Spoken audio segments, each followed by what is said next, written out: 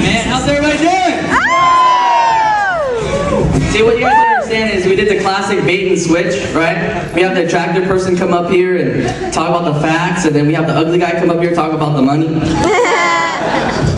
Come on, how many of you guys would be skeptical to have an ugly guy talk about skincare, right? Does this really work? Well, this is actually an improvement, so. But, how's everybody doing? Yes! Is it okay if we have some fun? Yes! Awesome. Well, I want to apologize in advance for being in a really good mood. How many ladies and gentlemen can agree that today in society, most people are pretty negative, true or not true? Yeah. I mean, think about it. You walk into an elevator, who's the weird person? Is it the person that's excited or the person that's mad? Excited. So I know sometimes when you see someone excited, you get kind of thrown off, but is it okay if I'm excited? Yes! Okay, because if you had a chance to see where I got... This guy's excited, right? Because if you guys really got a chance to see how I got started and where I came from, I'm pretty sure you guys would be equally excited. Is it okay if I introduce myself just so we're not complete strangers? Yes! Right? Can you imagine if somebody said no? Right? I'm like, I don't know how to proceed from here, right? But just gotta introduce myself just so we're not complete strangers. My name is Julian Doan. I'm 24 years old, and prior to getting started in this industry, I was your typical Asian kid. Graduated high school valedictorian, you know, had a 4.6 GPA. Nancy got a 4.8 though, but you know, I didn't study as much as she did, right? President of my ASV club, you know what I mean? Captain my tennis team, right? And I graduated early, and I went to a good school. I went to a good school called UCLA. Anybody here familiar with UCLA? Yes! And then graduated early with a PhD in dermatology. And when I discovered Seacret, it's kind of a no-brainer. Because how many of you guys, ladies and gentlemen, can agree that I'm just kidding, all right?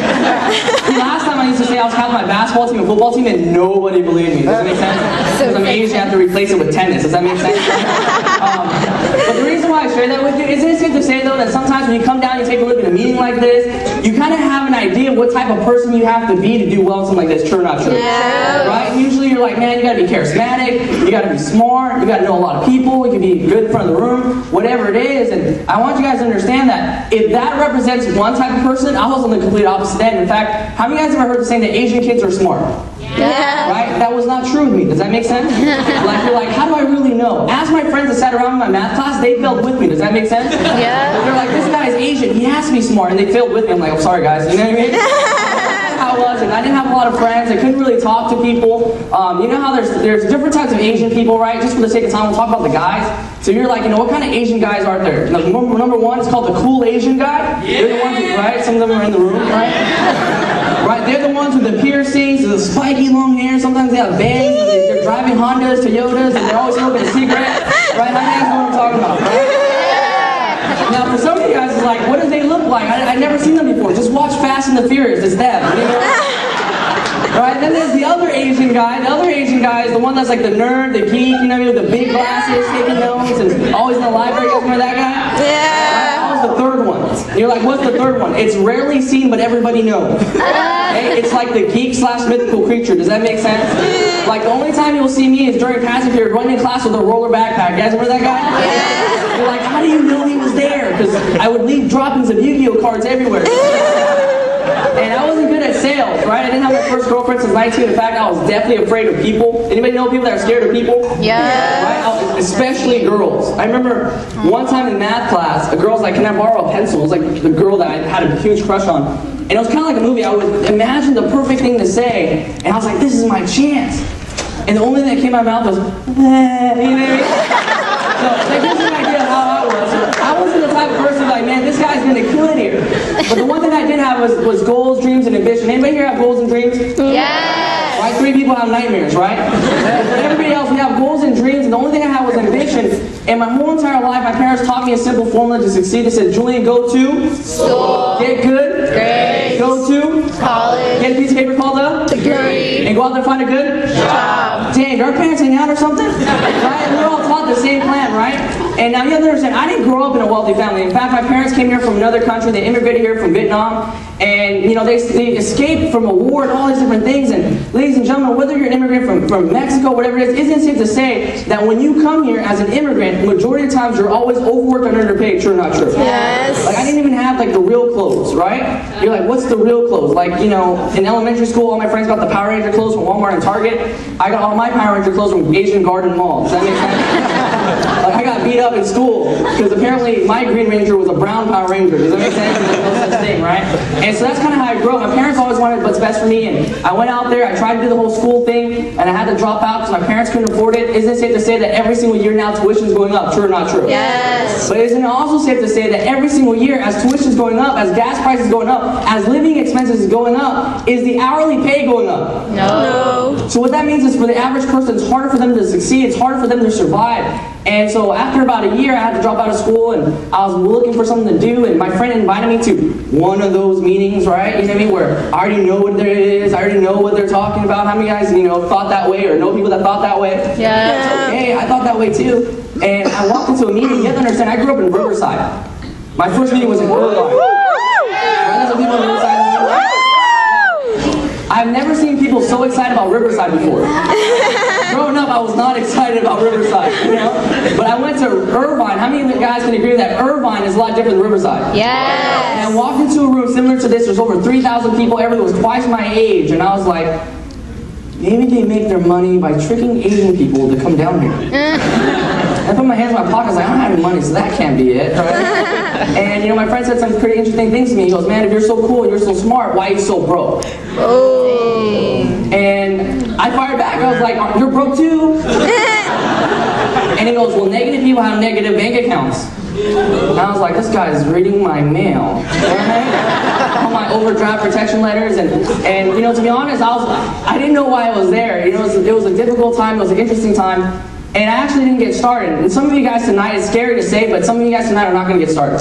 No matter how great the opportunity is, no matter how great the information is, some of you guys actually might not get started. Why? Because you're at different points in your life, and that's where I was at. But here's what's scary. See, the next 4 years of my life was the worst 4 years of my life. How many of you guys can agree the next 4 years of our lives are going to come by whether we want to or not? Yes or yes? Yes. We have no control over that. But true or not true, what we do have control is where we're going to end up the next 4 years. Yes or yes? Yes. So let's not even talk about Seacret. Let's just say with you and your life.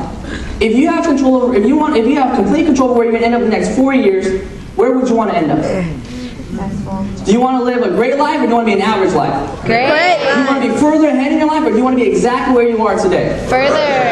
Right? And if this opportunity, if Seacret can help you get there, would it be worth paying attention to? Yes. Right? Absolutely. But I didn't understand that. Why? Because my friend didn't give a good enough message to me. And 4 years later, here's what's crazy. 4 years later, I'm now living on my girlfriend's couch, no job, no school, have no idea where I'm going to go with my life. Do we know people that are lost and confused in the world? Yeah. In 2012, are there more people lost than ever before? Yeah. Absolutely. That's one of the people that I was at, and I was like, man, what am I going to do with my life? And that's when my friend called me, the same friend from 4 years ago. But let me tell you what happened. 4 years later, well, that was my life. 4 years later, my friend became a multi-millionaire. Wow. I'm talking about 4 years ago, picked me up in a Honda Accord. 4 years later, picked me up in a Lamborghini. Is that a big difference? Yes. Like, this is a friend I grew up with, and I was a hater, right? Anybody know what haters are? Yeah. Right? People having anger towards everyone reaching success. You know what I mean? Yes. And I was like, you really bought a Lamborghini? Have you seen the gas prices? They're horrible. And my friend was like, well, when I don't want to drive that, I drive a Mercedes-Benz SL. And I was like, that's also a two-seater car. Why would you buy that? That's so stupid, right? And then he was like, well, when I don't want to drive that, I drive my BMW X5 I bought from my girlfriend. And that's when it really caught my attention because he was like, you bought a car for your girlfriend? Here I'm trying to save enough money to take my girlfriend to a nice restaurant. Like Chili's. Anybody here heard of Chili's? Always have big goals, right? That's what really attracted to me. And I came down, and here's what's crazy. I sat in the back like I did 4 years ago. Sat in the back. But this time, my friend wasn't sitting with me. My friend was the person in front of the room giving his razzle story. Wow. Now, true or not true is a little bit different when it's your friend in front of the room, and as they're telling the story, you're like, I was there, right? Yeah. And that's why I'm going to tell you, if you're here for the very first time, pay close attention. Why? Don't sit here as if this is your first time. Because if it is, some of you guys might miss it. But imagine if this is your second time seeing this business. This is 4 years in the future, and you're exactly where you are today, if not worse. And the person that brought you down is now a multi-millionaire. How would you feel? Sitting in this room, how would you look at the information?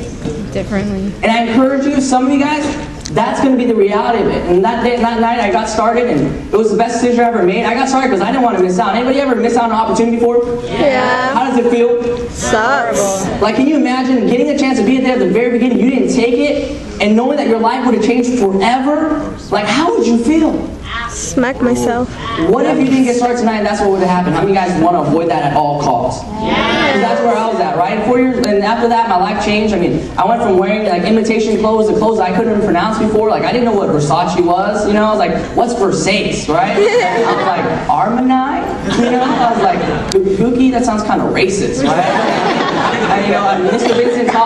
Vincent Tall back there is wearing a brand new Burberry shirt. And I remember one time my mentor was like, hey, let's go to Burberry. And I was like, man, I love frozen yogurt. You know what I mean? Like, I didn't know what that stuff was, right? And the reason why I share with you all the materialistic things first is that we live in a very superficial world, true or not true? Yeah. Where we have people spending money they don't have, buying things they don't even want, suppressing people they don't even like, and getting themselves in debt, true or not true? Yeah. Right? And you know, they pay off their Visa with their MasterCard with their American Express with their Discover. And that's the kind of society that we live in. And I share that first because in life we think it's all about the money, the cars, the clothes, and all that. But I'm here to tell you that you can make a lot of money, you can have all the materialistic things, but if you don't have this one thing, nothing else matters, it's your time. Because money is great, but if you don't have the time to spend it with the people you care about, what is it worth? Yep. Absolutely nothing. How many of you guys, ladies and gentlemen, if you can, through Seacret, can have your money and time freedom, would be interested, say aye. Aye. That's exactly what we get to share with you tonight. So if you're ready, say I'm ready. I'm ready. Let's go ahead and dive right into the information. Right, so what separates us from every other opportunity? Why do we do what we do? It's very, very simple. See, referral marketing is one of the most powerful tools in the world. See, traditional advertising today is not very, very effective. Think about it. When we watch a TV commercial, what do we normally do? Change the channel. Change the channel, right? When we go out to the mailbox, we get those coupons. What do we normally do with it? Throw it away. Throw it away, right? What do we do with coupons? Throw it away. Throw it away. How many guys can agree that nobody uses coupons, right? It's crazy. Now, when a telemarketer calls your house, what do you normally do? Hang up, right? True or not true? Before we used to speak a different language. You guys remember that? Right? I remember they used to call me like, hi man, speak to Mr. Dome. And I'd be like, lo siento, mi no hablo español, inglés, right? Now they're prepared to like, no problema, mi hablo español. I'm like, Dios mío, and I hang up. Because that doesn't really work. But what does work is people telling people, here's an example. We do this every single day. How many of you ladies and gentlemen have seen a good movie before? Yeah. Can you tell your friends about it?